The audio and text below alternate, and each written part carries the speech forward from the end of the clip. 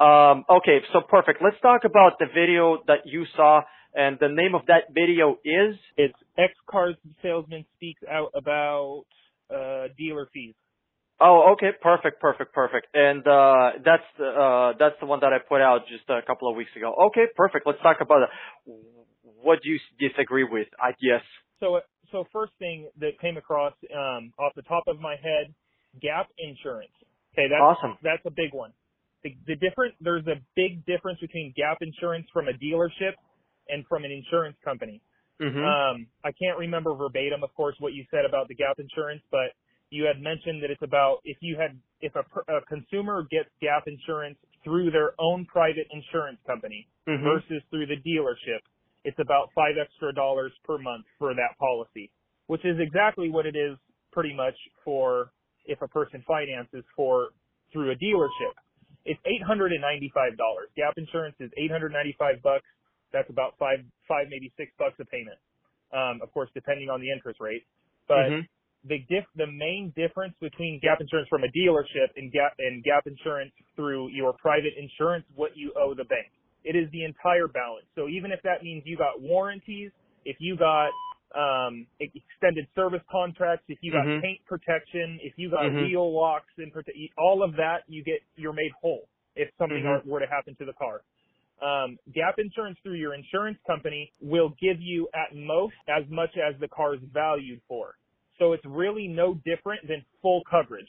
The only difference is you don't have as big of a deductible through your private insurance company if you have gap insurance. That's the difference. Gap insurance is good. I would say it's a good investment if a person's gonna purchase a car. So for those people that don't understand what gap insurance is, general asset protection. So it covers you the difference between what you owe to the bank and what that asset, like a car, is worth on the market. Okay. Exactly. So let me get this straight. If I get gap insurance, which is supposed to protect me between the difference of what the car is worth on the market and what I owe to the bank in first 2 or 3 years of a car purchase, especially on a new car, you're telling me the gap insurance will not cover the difference if I get it from my own insurance company? You're telling me it's not going to cover that difference? Correct. Not the difference of what you owe the bank. I am like super lost right now. Then easily anybody with a decent lawyer can look into that and probably make couple of $1 million by suing an insurance company that claims, hey, our gap insurance covers you, but you are telling me that it doesn't cover. So you're telling me if I call Geico right now, Allstate, hey guys, does your gap insurance actually cover what do you say it cover, or do you actually pretend that it only does it? So you're telling me that they're lying. Well, yeah, what you would want to ask them, a key question to ask them is, how much do you cover? Do you cover anything that is beyond the price of the car? So that's your warranties and your back end. That's the kicker. That's the very important part. Most people, will get something in the back end, in the finance department. Mm-hmm. That's the key question to ask them. Because if you ask them, plainly, hey, what does it cover? They'll tell you that it covers, what you the value owe. of it. What you right. owe to the bank, right? But not everything that you owe, including the stuff that's tacked onto the price of the car, like extended service contracts. So the dealer's gap insurance covers everything that the regular insurance would cover, but it also covers all the stuff that you would get on top of the car: the paint protection, the interior protection, the wheels and locks, the edge, the window etching. It would cover all that, correct? And then if you're at a licensed dealership, of course, too. Mm-hmm. Yeah, the other thing that you could do through a dealership, not insurance, is cancel those items. You can cancel those items and, of course, get a prorated amount back, whereas if you get it through your insurance company, there is no, you don't get a prorated amount back because you didn't pay for anything up front. So what I would recommend is just don't get anything from the dealership besides a car. If you want extra insurances, if you want extra protection, not a problem. Google that shit. You can get cheaper options from Google. Okay, let me ask you this: how much do you charge for wheel locks on the place where you work? So it depends on the car and the size of the wheels and everything, but it's probably $395, $495, $195 if it's like a a steely 16-inch wheel or something. But yeah, it depends on the car, and the wheel and everything, but and the rim, of course. Why would I buy it from you for that price when I can buy it somewhere else for $50? You could, and that's why I'm not saying a consumer should not come in educated, but dealership tries to offer every single thing a customer might want or might possibly add later. There's always a retail price, and you can always shop it, and that's the glory of capitalism, I guess. That there's competition, and if there's one company doing it for this price, there's maybe another doing it for maybe even more, and there's another company doing it for a heck of a lot less. Amen. Amen. So you suggest that people should protect their money. People should do their own research. People should take care of their family first before going anywhere and blindly spending money, correct? Correct. And with that being said, that's why I advise gap insurance from a dealership, because it depends on how they buy the car. That's the other really big thing that I didn't hear in that video that I watched is gap insurance isn't for everybody, right? So if the person comes in and puts $15,000 down payment on a $25,000 car, they don't need gap insurance. And I wouldn't even present them with the option of gap insurance, because it would almost be misleading to present it to them and make them think that it was something that they needed. If they're putting that much of a down payment down, then they won't be upside down, which is the only reason a person should get gap insurance. Because as we all know, cars are depreciating assets. There's no ifs, ands, or buts about it. It's not a house. It does not go up in value as much as I'd love to say they do. They never will. Okay, they're depreciating assets. So new cars, of course, and again, unless you're putting a really hefty amount down, would be a very good time to buy gap insurance, because it is true. You drive off the lot, it's a pre-owned car at that point. It's depreciating, and it's depreciating significantly depending on the brand, but it's still depreciating because it's now a used car. So you are instantly upside down unless you put a lot of money down. So if a person puts money down, a good healthy amount, then gap insurance might not even make sense for them to purchase. If they go zero down, which a lot of customers tend to do, then gap insurance is a very smart thing to have. So if I understand you correctly, if a person buys only a car from a dealership and he doesn't get anything else, then the regular gap insurance from his personal insurance company is going to take care of him and is going to cover him perfectly fine, right? So you're saying if he purchases the car only, doesn't only add the car, else, nothing else, right? The gap insurance finances the whole amount. Yes, he finances the whole amount. The gap insurance from whatever insurance company that person has will do the job, right? Yeah, it would depend on the company. I would shop that company. The company. Well, absolutely. Not right, but yes, I mean it would cover. Again, as long as it's the insurance company's still going to do an appraisal on the car and make sure that it either wasn't you at fault, or if there was an accident, or, there wasn't oil. Yeah, so there's stipulations and there's factors that can come into play. But yes, if they purchase just the car and they got gap insurance through a good company, a good insurance company like a USAA or even a AAA or something like that, then they'd probably be okay. Perfect. So that is exactly what I suggest. People buy a car from a dealership. Get gap insurance separately if they're buying brand new car. If their situation requires it, get it from their own insurance company, and they don't have to finance it. They can get it from a dealership for $800, and now they're financing that extra $800. They're paying interest rate on this $800.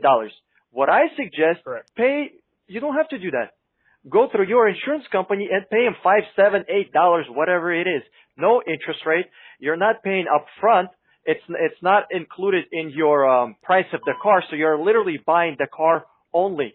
So it's actually, even if you're getting the exact same gap insurance, which pretty much it does what it's supposed to do, it's cheaper to get it through your own insurance company because you're not financing it.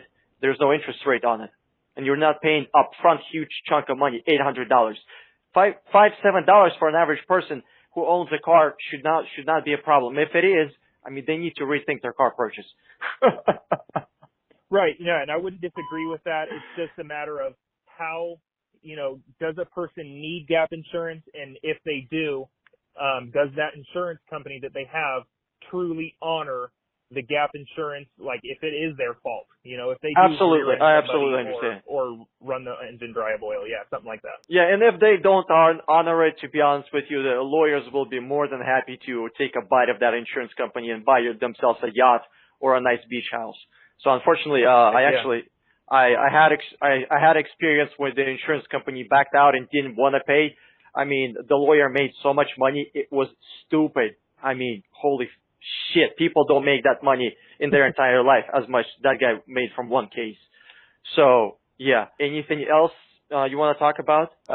Destination charges. You had mentioned that a person, unless I'm conflating two different, I think I might be conflating a dock fee and the destination charge, but you had mentioned when it comes to one of those two, ask for destination charge. Let's talk about that. So the destination charge is, you have to understand, if you've been in car sales, right? Everybody, in your example in that video, it was, Walmart and McDonald's. Do we pay a destination charge for that burger patty or that shampoo bottle from Walmart or whatever it might be? Yes, we do, because that's retail price. That's the difference that's that inflation from the wholesale price to a retail price. They just don't itemize it and show it. At a dealership, when you look at that Monroney sticker and it's got every single charge and surcharge and fee shown right there, that's the retail end of it. So that's across the board when we pay retail at a retailer. Because this is, a dealership is retail. We're in retail sales. We like to say sales, but we're just retail. So yeah, we pay retail price, and retail price at any store, if it's Amazon or wherever it might be, you're going to pay a difference between what they paid and what they put it on their shelves to sell for. So yeah, there's a lot of markup when it comes to retail, and at a dealership, you just see it, and so it's ugly looking when you look at it all, but that's just how it is in the world we live of retail. Awesome. So when I'm looking at that Monroney sticker, I see that the destination charge is already included in the price of the car, just like shipping of that bottle of milk is already included in $5. When I'm buying milk, I buy $5 and that's it. Everything is already included in that price. Just like with the car. I look at the Monroney sticker, it says delivery charge or shipping or destination charge. Different manufacturers call it different things, but ultimately it's car getting delivered from the factory, from the boat to the parking lot of a dealership. It's already included in the MSRP. Is that right? Correct. So if it's included in the MSRP, some guy goes out and buys a car for MSRP. Let's say he's not a very professional car buyer, maybe first-time car buyer. He doesn't do any negotiation. Simple deal. Lay down. And then this guy sees another $1,200 for destination charge. What do you think about that? On top of the MSRP price. Yeah, if he sees that, then I'd want to know what he's looking at. But he's looking at, I'll tell you exactly what he's looking at. He's looking at MSRP of the car, let's say $40,000, and then plus $1,200 delivery charge.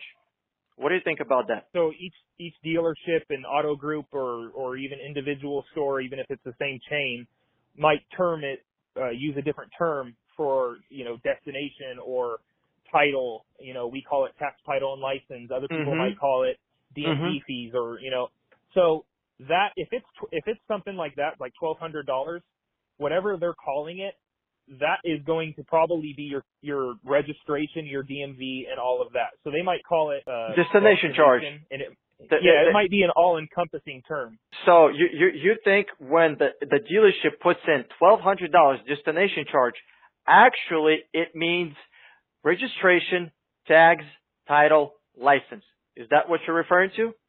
You think the dealership get that? Yeah, without seeing, a G screen or a pencil with that on it, unless he's looking at $1,200 in your example, right? $1,200 destination fee plus $1,200 tax, title, and or 14 or whatever different number of almost similar price for tax, title, and license, and then the tax. Then you might be at a small dealership that's trying to pull a fast one. So if a person sees destination charge or delivery fee or something like that, he should ask that dealership, hey, could you rename this to non-dealership DMV license, title, tag. They should properly itemize it instead of they probably just misnamed it. They probably had a wrong name on this, right? It really means taxes, but the dealership made a mistake, and they are calling it a destination charge or a delivery fee. Correct? You can ask them to clarify by all means. A customer can say, hey, clarify what this $1,200 destination charge is. What is that including? What am I paying that for? And then your salesman will, give you an answer. And then you could either, of course, look it up right there or call somebody or take their word if the guy seems trustworthy and stuff, because every dealership gets audited like you wouldn't believe, right? Oh, Because I know how they get audited. And bottom line is, if they see a destination charge or a dock fee or whatever they term it, that dealership that you're at, whatever they term it as, chances are it's very straightforward and there's an explanation for it. They just might call it something that doesn't quite sound, like what you thought it would be, but if you ask, you should get a very straightforward answer. So if a dealership says this delivery charge is not government money, should the customer pay for it? Just your opinion. If it's not government money, well, it's not government money. A destination charge? Yep. On top of the MSRP. We're looking at the car, 40 grand, $1,200 below, and it's not government money. Depends. It depends. That's a subjective question. Each person can make that decision. If that was the case, right? And now it's not the case in real life, but in a hypothetical sense, if that was the case, then you could, on that same Monroney sticker, it'll also tell you where it came from. So was it Omaha, Nebraska, or was it South Korea, Seoul, South Korea, or, Beijing? So you can go, okay, if it cost me $8 in shipping and handling for a case of soda if I bought it from Amazon or something like that, then a 4,000-pound car coming on freight from China or Europe, you can kind of go, okay, I could see where they're coming up with that. And if in your example, it's on top of the MSRP and not government money, meaning it's not DMV tax, title, or license, it's strictly just, we'll call it profit for the dealership. Exactly. Yes. If that's what our example is, then the customer can, think about it and go, well, is it worth it? Do I want the car? And if it came from Europe, is that a fair price for them to ask for to recoup their losses? Because they paid for that then. If it's not government money, then that dealership paid for it, which means their invoice is higher than what it would be if it was government money. Do you know what I mean? Does that make sense? Oh, yeah. So when I'm buying a gallon of milk and then I get charged another $1, should I pay Walmart another $1 because they had to drive the milk from Oklahoma or wherever they get their milk from? Or should I buy the milk for whatever I see on the sticker? Which one would you do? Would you do that? I wouldn't. Well, again, this is a hypothetical example that's not real life, but if it was me and say I wanted organic milk, right, and they only made it in Wyoming or somewhere else, and my state didn't have it, then maybe, then probably if it was worth it, I'd say, hey. Here's what I tell you what I would do. If I saw milk for $5 at Walmart, and I am on top of that seeing destination charge for them to bring the milk to Walmart, I would get out of that store as quickly as possible. They don't know how to run a business. Am I going to pay for their electricity separately? Am I going to pay for their stock boys separately? Am I going to pay on top of that for their insurance for their employees? No. Everything should be included in the price of the product, especially if this is tax deductible. It's tax deductible for the business. So let me ask you this then. If a customer, again, in my example, right, we're talking hypotheticals. So if that hypothetical was the case, your example of this is not government money, they're going to charge you $1 extra for that government or for that milk on top of the $5.95 that you saw on the sticker on the shelf. You get up to the register, they tell you it's $6.95. In my, like how I said, if it's organic milk and I can't find it anywhere else, maybe I do pay it, but maybe I don't, right? If I don't want organic milk and I can go next door to the HEB instead of the Safeway that I'm at, and maybe they'd have it for $4.95 or $5.95. So again, it's to each his own, but you are paying when you pay $5.95, right, for that gallon of milk. Hmm. you're still paying that employee to have stocked it. You're still Oh paying their yeah, electricity bill. absolutely. You're still paying their lease for that property. My issue with dealership fees is that it's a fee, and then many times it's charged double. For example, destination charge is already included in the MSRP, and it's a tax deduction. They actually it's a tax write-off, just like employees for the business. It's a tax write-off. Another thing, vehicle preparation or the detailing or what is different business, different dealership call it whatever and different names, but really it means they're just going to wash the car. That is first tax deductible. It's a tax write-off.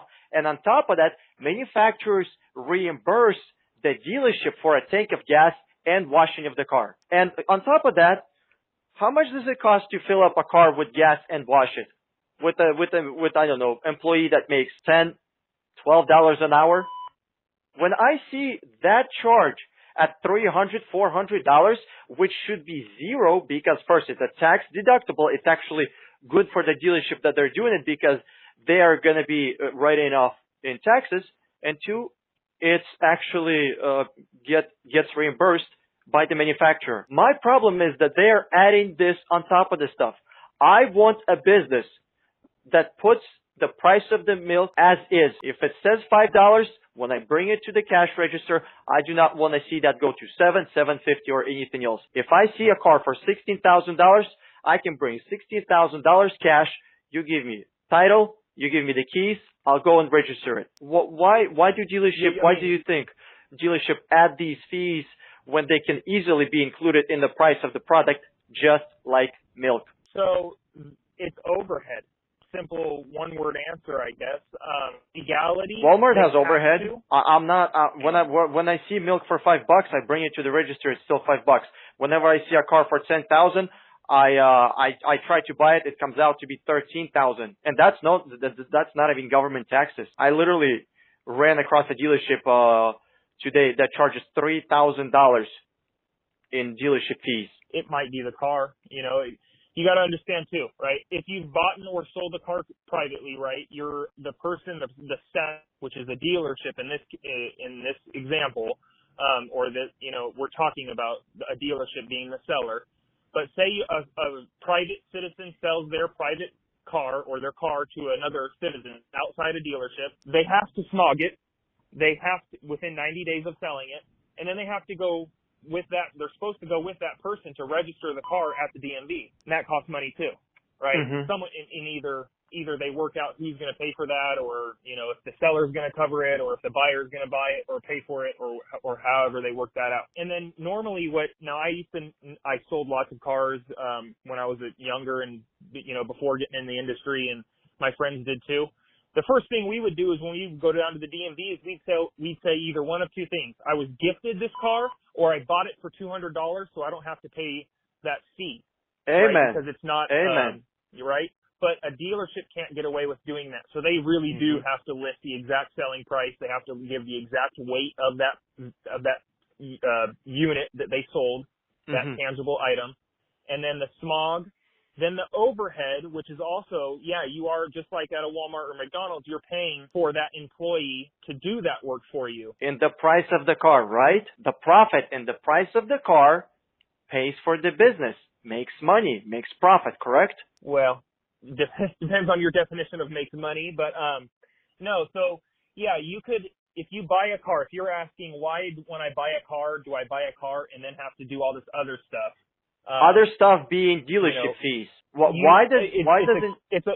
it's kind of a catch-22. I mean, I guess if you wanted to have it in what you're implying, right, where they don't do that, where they sell you the car and that profit goes to the car, then you would just have higher priced cars.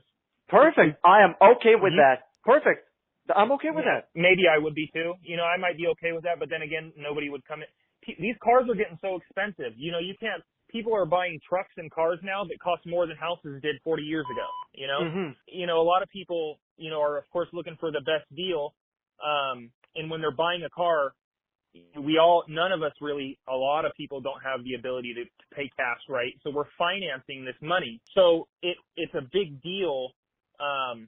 If a person sees it's a sticker shock to see, hey, this car is really only worth, or the suggested price from the manufacturer might be $40,000, but Mr. Dealership, you're charging me $43,000. And then it turns into a constant explanation of, that's because I have to do this and that, and, and pay this person to transfer title and smog it and safety it and do all of this stuff to this car. And then essentially it's either, when do you want to have that conversation? Do you want to have it like you and me up front, or at the point of you buying it, or do you want to have it, the conversation of why are you charging more than what the manufacturer is saying you should sell it at? I would love if dealership would put their prices, their true prices for the car with the dealership fees up front. When I buy milk for $5, I'm expecting to pay $5 plus whatever the government is going to steal on top of that, and I'm added there with my milk. I like your verbiage there of government stealing it. Yeah. Hey, they wouldn't know how to earn money if their life depended on it. So that's for sure. If milk is sold the same way, the Walmart has a lot. I mean, Walmart has infinite more expenses. I mean, how many employees they have, how many different types of employees, insurance, healthcare, lawsuits constantly, stocking people who are changing the pricing consistently. Every day somebody goes out and changes the pricing on products. Every day. How many people does Walmart employ? And there's so many different tasks in just one Walmart. Why should they be charging for electricity? And my answer to that would be, when Walmart sells gallon of milk for $5.95 and they bought it at wholesale price for, $2.75, they are getting 100% of that profit. At a dealership, they're not first off, at a dealership, there's negotiation, right? So whatever profit is in a car, if you were suggesting that profit should be what a dealership pays, uses that profit that they made on selling the car to pay the fees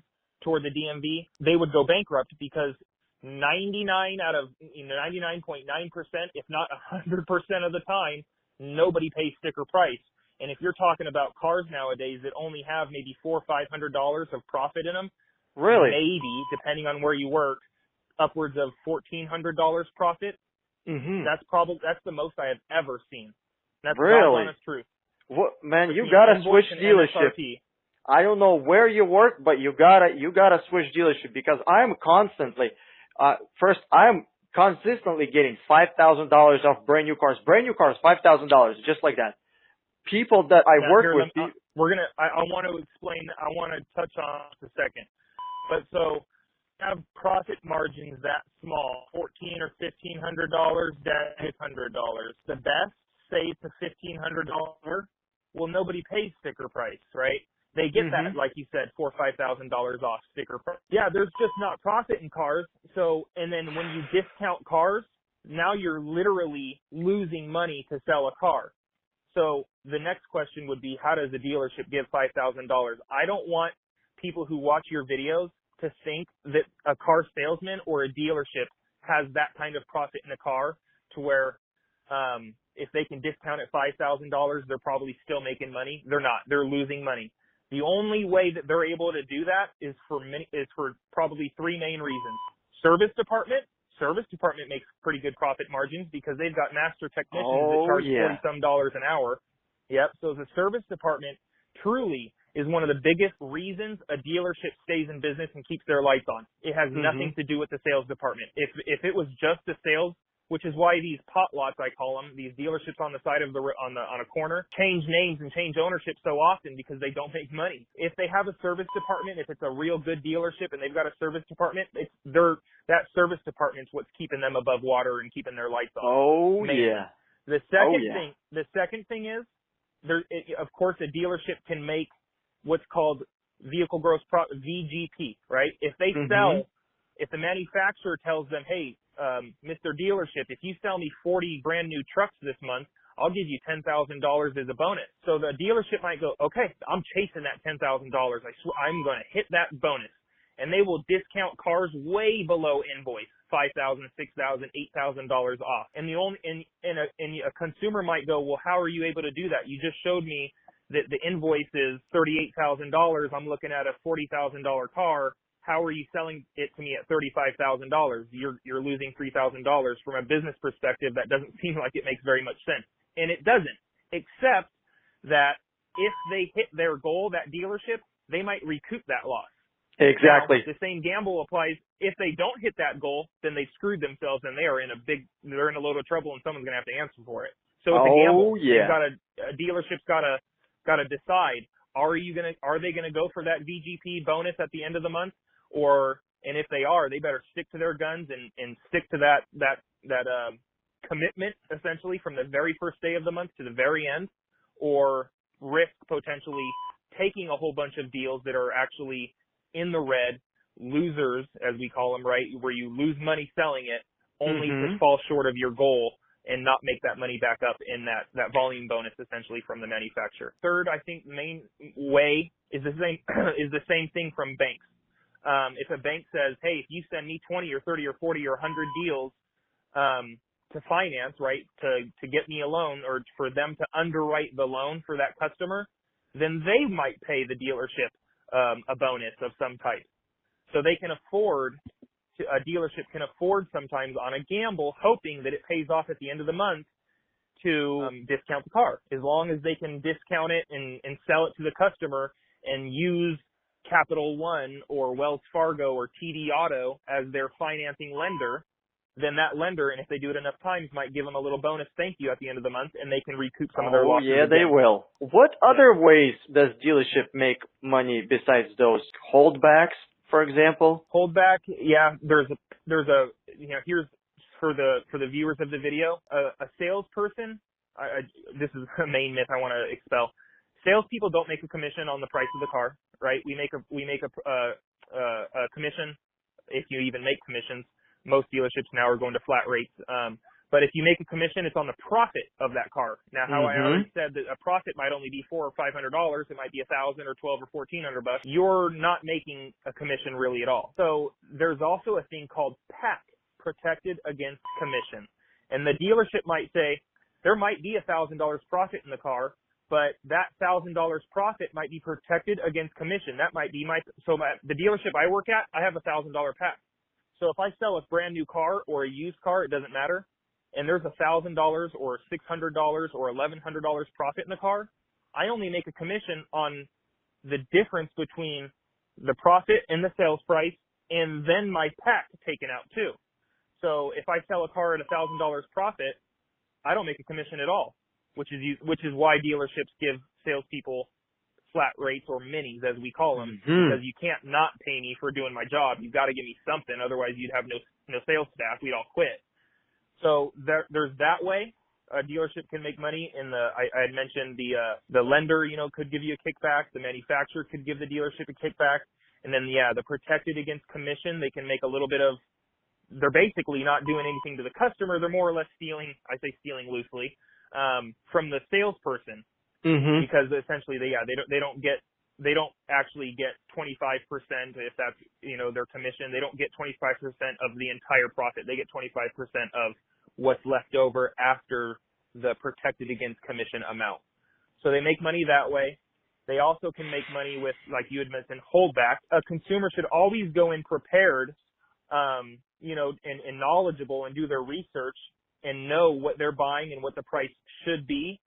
But the price does, every car, just like every gallon of milk and every burger patty at McDonald's, has a bottom line.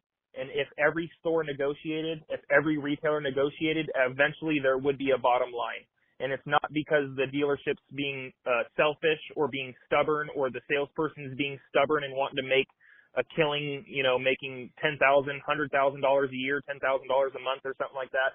It's literally, it has probably nothing to do with that, except for the fact that mathematically it's got to make some kind of sense for the dealership. Yep. And I think you should definitely watch some more of my videos, because you mentioned one word that I despise, but we can leave that for the next video maybe. Fair. Oh boy. Huge thank you for watching this video. Click here to subscribe, watch one of those 2 videos, and click the share button below the video. Did you enjoy the video? Did you find it useful? Do you think you're gonna save some money with it? Abso-fucking-lutely you will. Share this video on Facebook with somebody else. This is Dan Strong with 60 Minute Car. I'm signing out, and I'll see you in another video.